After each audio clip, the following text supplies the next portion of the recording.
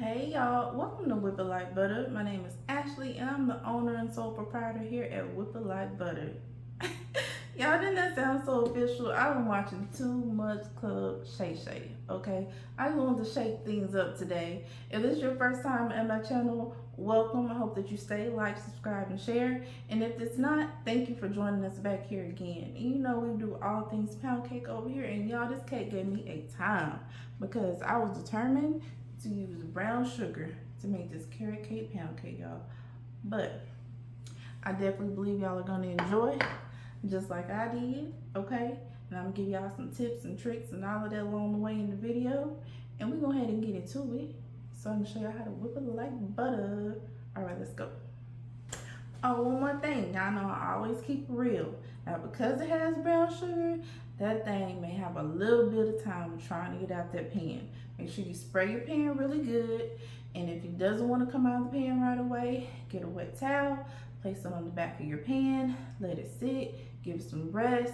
Take your knife and go around the rims and all like that there. But y'all, it's going to be definitely worth the time and the effort. Okay, all right, for real, let's go. Okay, y'all, so like I said, I wanted to add brown sugar to this recipe. You may want to substitute 1 cup of the brown sugar for granulated sugar. Just really do your thing. Maybe less sticky, I don't know, but that brown sugar flavor was everything. So add some vanilla extract into the batter as well. And also we're adding vegetable oil. We're not using any butter. And we're adding our eggs that are at room temperature. Okay? We're going to give that a nice little mix like so. And then we're going to go ahead and mix our baking powder, baking soda, salt, and all of our spices together with our flour, y'all. This is a really quick recipe. You can actually do this part by hand, which may be a little bit better because once I started adding the flour mixture to my mixer bowl and turn it on, yeah, it started kicking out a little bit. So you may want to keep that in mind. It's real easy to go ahead and mix this part by hand using like a nice heavy spoon, or maybe you can use a whisk. But I added the flour in a couple of different parts just so I can make sure I give it the batter a chance to catch up before adding the next bit of flour. All right, and so I just tossed my carrots in here and gave them a quick mix, just enough to combine into the batter. And then I threw my pecans into the batter. You can also use walnuts instead, or you can use a combination of both. So I just made sure to blend that together before going ahead and laying my batter into my bowl. Okay, so I'm gonna spray this bowl, our baking pan, really good. This is a 12-cup Nordic Ware baking pan. You can find that in my Amazon store. Link is in the description box. And we're just going to lay that batter into this pan. And then, of course, we're going to smooth the top. It was a little sticky, so you can see how it is a little bit different than our typical batter, right? So I just went in and tapped that on the counter, and we're going to throw that in the oven, and we're going to bake it at 325 degrees for a little over an hour until it's done.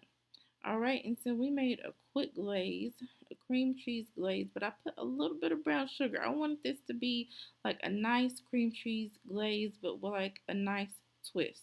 So just a little bit, and I use light just to keep it all the flavor light. All right, vanilla as well, and of course our powdered sugar also added to this, can we call it a frosting? I guess, when it sits up on top of the cake, I like to call it a frosting. If it falls down over the cake, I like to call it a glaze. That's kind of how I keep the two separate. So you just give that a nice mix, and then we're going to go ahead and, of course, spread it on top of our cake. So I used a spatula, just a regular rubber spatula, but I went ahead and finished this off with the offset spatula just so I can get nice into the creases and the crevices. Now, I did have a little bit of an issue with this cake sticking. I just turned it over, placed a cool towel on the back, just really gave it some time, and it went ahead and released. All right, and so we're going to cover the couple of little imperfections up with our icing, and then we'll also top this with pecans. And y'all, voila, our cake is all nice and ready and done.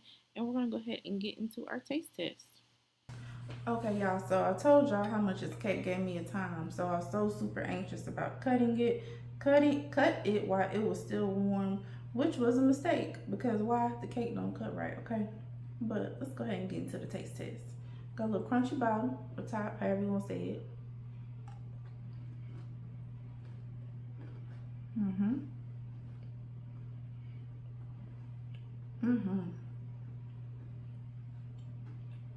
That brown sugar though.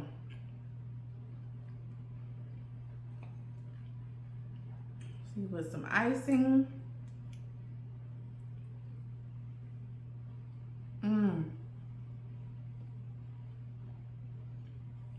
Yes, I wasn't quite sure about putting the brown sugar in the icing. I was like, I want like a little bit of pop to this icing. It's a little different than the rest.